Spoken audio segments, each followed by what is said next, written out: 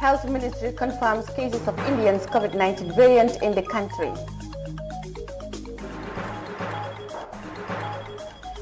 Carnifing Municipal Council and partners hand over 9 wrestling arena sites to Gambia Wrestling Association. Close aide to Jammeh and Audley testified on series of crimes allegedly committed by his former boss Yaya Jammeh. This and more coming on Gambia 24.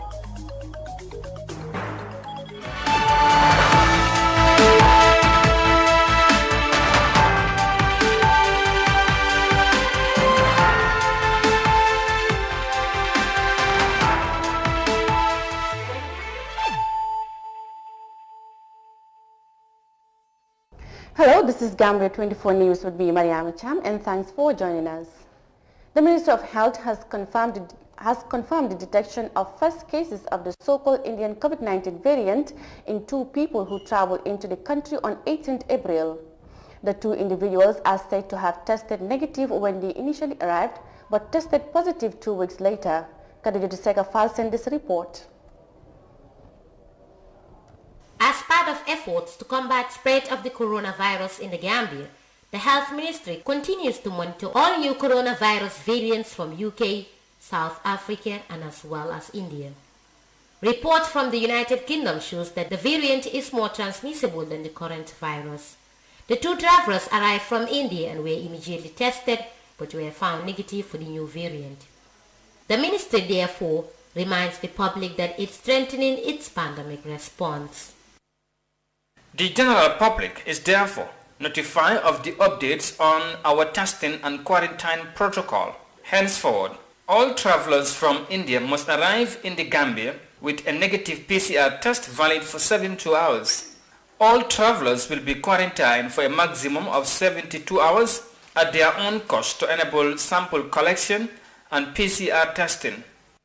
To prevent the citizens from contracting the virus and avert its spread, the Gambia's Health Ministry has set up surveillance system which has detected 2 travelers who arrived in the Gambia on 18th April 2021. The 2 travelers were tested with rapid diagnostic tests at the airport upon arrival and both tested negative. As per the Minister of Health protocol, travelers with rapid diagnostic test negative results at the airport are allowed to self-isolate at home. The 14-day self-isolation is necessary in COVID-19 protocols to monitor those with symptoms so as to prevent others around you from contracting the virus, the health minister said. Of recent, the pandemic has taken its toll across the world, affecting lives and livelihoods of the people, and the Gambia is not an exception. Despite the record in new cases, the Gambia government has lifted many COVID-19 related restrictions, including opening of businesses, markets and loose social distancing measures. Currently, the Gambia has registered 5,978 confirmed cases, 5,754 recoveries and 178 deaths. Khadija Seka, iAfrica News. The Carnifing Municipal Council, in partnership with the European Union and other partners, has handed over 9 wrestling arena sites across all regions in the country to the Gambia Wrestling Association. The handing over ceremony was held during a consultative meeting at the Carnifing Municipal Council conference room on Wednesday. The move is meant to promote wrestling and its related activities in the country. Details in this report. Modern traditional wrestling is one of the oldest traditional sports in the Gambia, and wrestling festivals are a common occurrence. The Gambia does not have a special place or land allocated only for wrestling, as most of the wrestling activities are being held at football fields and others. Meanwhile, wrestling will have its own places to perform activities with the construction of the 9 arenas. The president of the Gambia Wrestling Association, Sering Modufai, expressed delight for Gambia wrestling having its own lands. President Faye emphasized that wrestling will not survive as it should if there is no special place for it.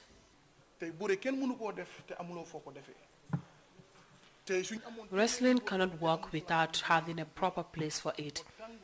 Even if we have 100 wrestlers without a place to wrestle, there is no use.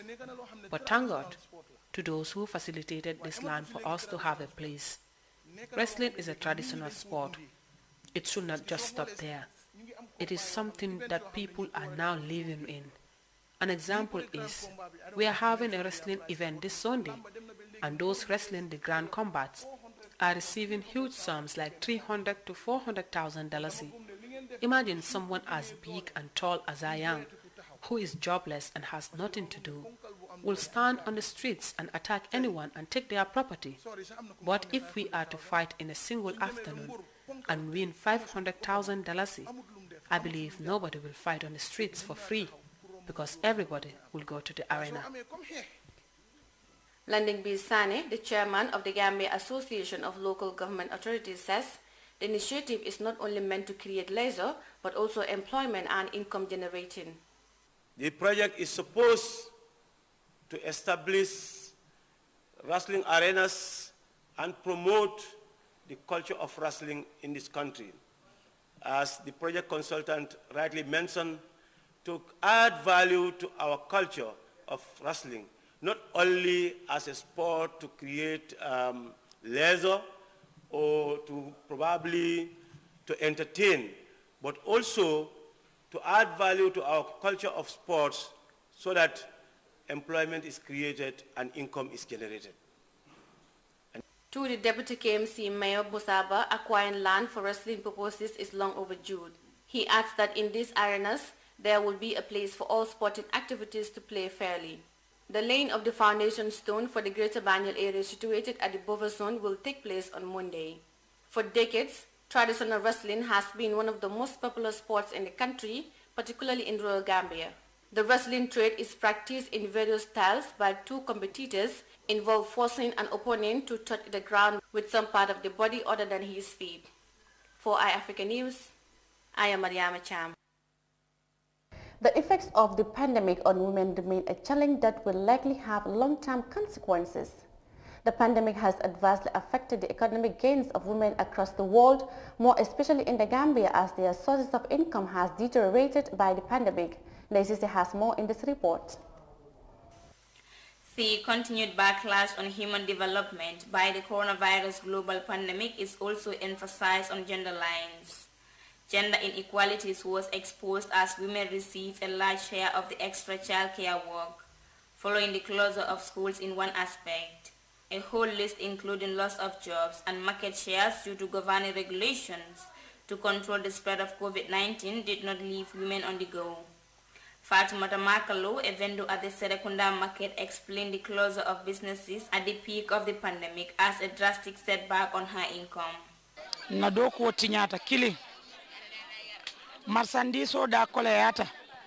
The pandemic has affected me a lot. Everything started at a time when we were asked to close our shops at 1 o'clock. Whether you make sales or not, you are forced to pack and leave. Selling is where I get my earnings to feed my family. The scenario of helplessness on the side of women because of the COVID-19 pandemic is what gender activist Jama Jack referred to as a classic gender inequality in the Gambia. There hasn't been equality in the Gambia. We can't even begin to talk about equity anyway in the Gambia from a gender perspective, from a class perspective, But then what COVID has done is just show us that this is actually real, and even worse, it has widened the gap. She noted how the lockdown periods and closure of businesses impacted women who are reliant on market hours to provide for their families' food and every other basic need.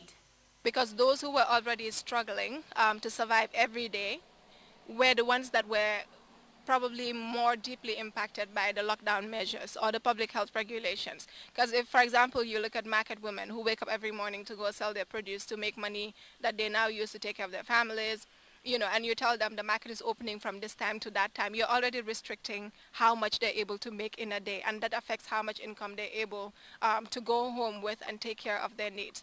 The Gambian National Gender Policy of 2010-2020 showed that disparities still exist between men and women in power sharing, participation and control over decision making, mainly due to traditional and cultural forces. A Commonwealth report in September 2020 recommended amendments of laws that discriminate against women to pave the way for equal rights in the West African nation. Reporting for iAfrica News, I am Desise. Now appearing on what was believed to be the last day of the public hearings, former Army captain and close aide of the exiled Gambian President Sekou Jallow testified before the Truth Commission on massive crimes that were allegedly sanctioned by Jammeh. He alleged that Jammeh sanctioned people to commit crimes, but he cannot call him a criminal. Khadija Seka reports. Prior to his falling out with Jammeh, Captain Jallow was often called my son by Jammeh. He was in the good books of Jammeh until in 2009 when he was dismissed from the army. In his testimony, Mr. Jallow testified on the crimes he had knowledge of which were ordered by Jammeh. Among the crimes he mentioned is the killing of Almamo Mane, burning of a newspaper premises, ordering the attempted murder of lawyer Usainu Silla, and many more. To him, he had known that Jammeh sent people to commit crimes but could not admit that the ex-president was a criminal. So effectively you are telling us the president was a criminal?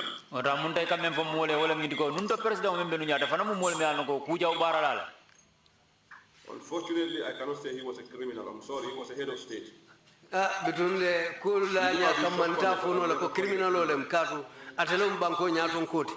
Say who you dilly-dallying, you are afraid to call him a criminal. What's his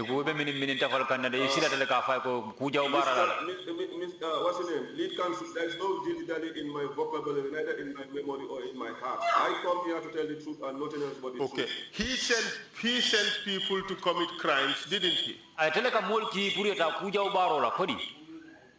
Those orders were never been given in my presence. Yes, sir.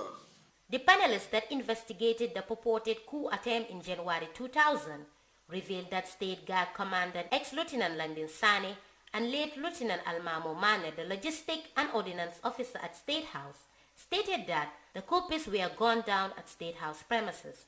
This is contrary to the information from the then government that he was killed in a gunfight at Sting Corner along the Banjul Highway. Sekou Jallow explained his version of the incident. So you've told us what Jammeh told you? Yes. Okay, I am telling you that from the look of things as a soldier, what happened could be seen differently from what he told you. From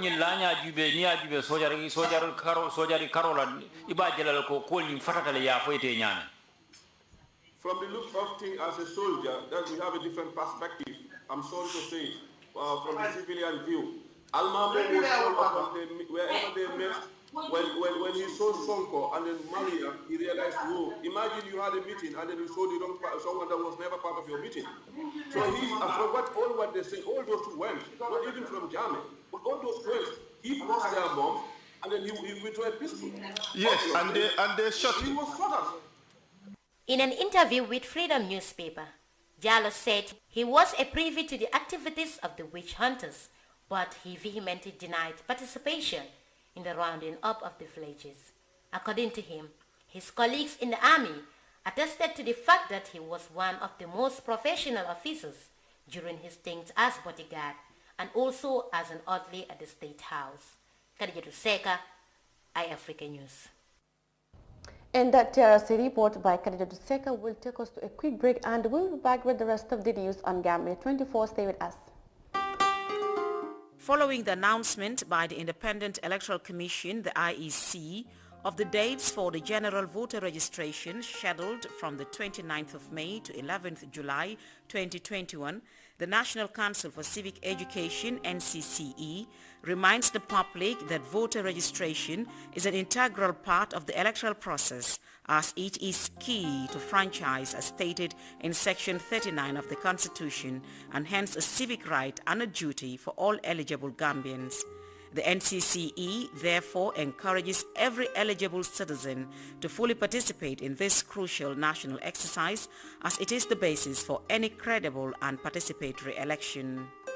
The National Council for Civic Education informs the public that to register and acquire a voter's card in the upcoming general voter registration exercise, one has to prove your Gambian citizenship by producing one of the following documents as stated in Section 12 of the Elections Act: birth certificate, ID card, passport, or alcalo or district chief attestation.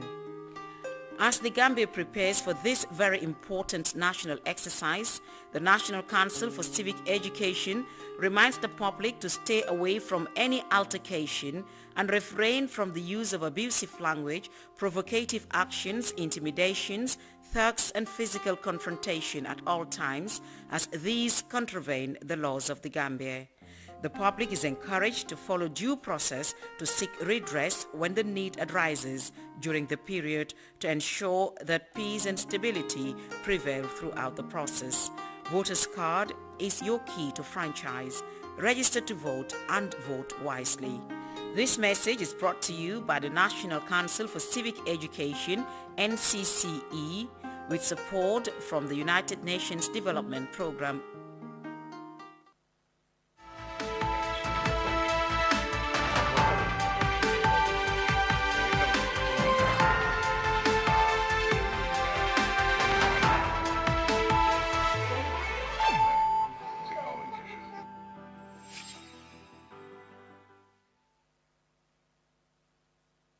And this is still Gambia 24 News. Now, the Gambia tobacco industry market report appeared to show there are limited financial resources to support tobacco control activities and programs in the Gambia, citing that most of the support are from development partners, including WHO, RAID, among others. The survey was conducted to acquire first-hand information on tobacco industry and its interference strategies and tactics in the Gambia. Nancy Sefara sent this report. Despite the harmful effects attached to tobacco use, the consumption of the product remains a challenge in the Gambia, especially among the youthful population. Although the Tobacco Act 2016 prohibits sales of single stick of cigarettes and other tobacco products less than 100 grams, the country's tobacco industry uses different forms to market their products, including the sale of single sticks. According to the survey, these tactics have undermined efforts to control the use of tobacco in the Gambia, especially in public places. The Director of Health Promotion and Education, Mamadou Njai, said the survey will help in circulating information among the public to raise awareness on the dangers of tobacco use before any action is taken. Will be circulated, and we'll also try to make sure that we use it in our radio programs and if possible, whatever sensitization program we are doing, so that those people who are doing a lot of activities thinking that we don't know what they are doing, but at least for us to remind them that whatever you are doing in trying to cover up yourself or your organization or your industry, we are aware and we are reminding you before the law comes, before we start applying the law. Omar Baji, the national focal point for tobacco control, said in order to make Gambia tobacco free, the public has a role to play in making sure those found smoking in public places face the law. But we have to do our best. We have to do our best. People are doing it. Whoever smokes in your presence, tell the person that this is against the law. And if the person refuses, kindly take the person, not to fight with the person, not to do any violent attack with the person, but to report the person to the nearest police station. This will help. According to reports, tobacco use is the leading cause of preventable deaths in the world, which has caused great burden in low and middle income countries. The 2019-2020 demographic health survey conducted by GBOS appeared to show 17% of households smoke tobacco daily. However, the Tobacco Control Committee said to avoid the use of tobacco in public places, all provisions of Tobacco Act 2016 and Regulation 2019 should be strengthened and enforced in the Gambia. Reporting for iAfrica News, I am DCC. Now, on the celebration of Africa Liberation Day, Honorable Sidia Jatta has lamented the struggles Africa is going through, saying Africa is yet to earn self-liberation. The top Gambian politician made the remarks at the Pan-African Parliament in Midrand, South Africa. According to Honorable Jatta, Africa is not liberated as they speak the languages of their colonial masters. Details in this report. Economic development and integration of the African continent was as a result of setting up the Pan-African Parliament to ensure the full participation of African people. The Parliament, which sits in Midrand, South Africa, is a platform for people from all African states to be involved in the discussions and decision-making on the problems and challenges facing the continent. The fourth ordinary session of the Fifth Parliament is underway in South Africa, where members of different African countries are debating on the problems and challenges faced by Africa. Taking his turn to address the parliamentarians on Africa Day, Sidia Jatta, Gambian representative at the PAP, outlined the struggles Africa is facing to see itself in everything concerning Africa. It means that we still have to struggle to come together. We still have to struggle to understand each other. We still have to struggle to share our values, to see ourselves in everything African, whether it is in Zimbabwe, whether it's in the Gambia, whether it's in Senegal, whether it's in any South Africa. Anything African is our property. Honorable Jatta is with the belief that Africa is still not liberated, as Africans are still speaking the languages of their colonial countries. So this struggle that still remains, for me, the final phase of Africa's struggle is still to be fought. That is, we have to be liberated. We are not. Do you know why we are not liberated? In what language am I speaking to you? These are the languages that were used to colonize us. These are the languages that were used to tell us that we had no languages. European philosophers have philosophized on the fact that we Africans don't have languages. We have bubbles. They call them bubbles. Mr. Jatta said it is agreed by many that human life started in Africa.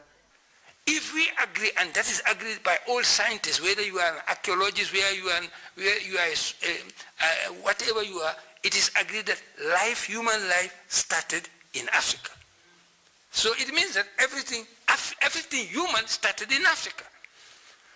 And it is also true that the revered European philosophers and mathematicians had their last lessons in those disciplines in Africa, in Egypt.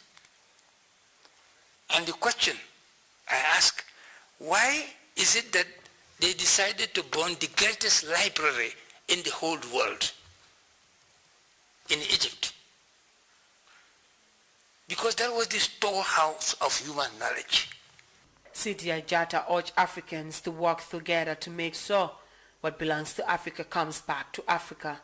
Joining Mr. Jatta on the debate, other parliamentarians also set their side of the story on Africa's problems and their challenges. The PAP members are designated by the legislatures of their member states and members of their domestic legislatures rather than being elected directly by the people. Meanwhile, 100 new delegates from the different countries were sworn in as members of the Pan-African Parliament during the opening ceremony of the 4th ordinary session of the 5th Parliament. For iAfrican News, Sohna Tunkara. Mamsed Njai, an investor, entrepreneur and engineer, has on Wednesday appeared before the Truth Commission to give his testimony on land transactions he was involved in with the Social Security and Housing Finance Corporation during Jammeh's era. He narrated his side of the story about his relationship with former President Jammeh that led to his arrest and detention. Naisisa reports. The former president was not only accused of arbitrary killings and detention, but also involved in bribes and forcefully procurement of land from ordinary citizens. One of his prominent victims was Mamsed Njai, a local businessman in the Gambia. He was involved in a land transaction with Social Security, Housing and Financial Corporation that led to his encounter with the former president. The witness further explained his first encounter with Jammeh. Obviously, land more fanekal. Yes, obviously he asked what is there for him. And what did you understand him to mean by that? So waxe lol ne lan mo lana ko fa nekkal yow ci yow lol lum tekki. Dafa describe ne dafa need about 300 plots. That means that he needs about 300 plots ne manam dafa soxlo dem ci ñetti téméri pak fofu. Yo xamne su footballers ci démé be am ndam. That when the footballers came with victory, there is something that he will give it to them. Militants, party militants. And some party militants, so that means the lolu the for the gain a man is 700 plots. And that means that should come from my 700 plots. 967. 967. 967. Suma juróom-ñeenti téeméeri plot ak lu teg. Mam Sek Njai said during this period, neither his lawyer nor the retailer's lawyer were informed about the issue. Because Social Security duñ ko mëna def dafa open too much. Everybody will know it. Because the Social Security cannot do it because it will be very open and everybody will know it. Even if you have 600 plots. Wow, is all this. Even you have 600 plots, so jaya plots show you with the size and services. If you sell those plots when we are done with the size and services, minimum 300 million. The minimum is $300 million. That was the selling point. The witness added that Jammeh wanted bribe before he could approve the project, and he had no choice but to give him 300 plots the former Gambian leader demanded. In the Gambia, an individual's right could be at risk due to lack of prosperity of authority to ensure that land is rightfully given to the owner. Reporting for iAfrica News, I am DCC. In that report by Ndai on Mam Said Njai, an investor, entrepreneur and engineer who explains his relationship with Jammeh, as he said, which eventually led to his arrest and detention, ends the news on Gambia 24. I am Mariama Cham. Thanks for your company and do have a good night.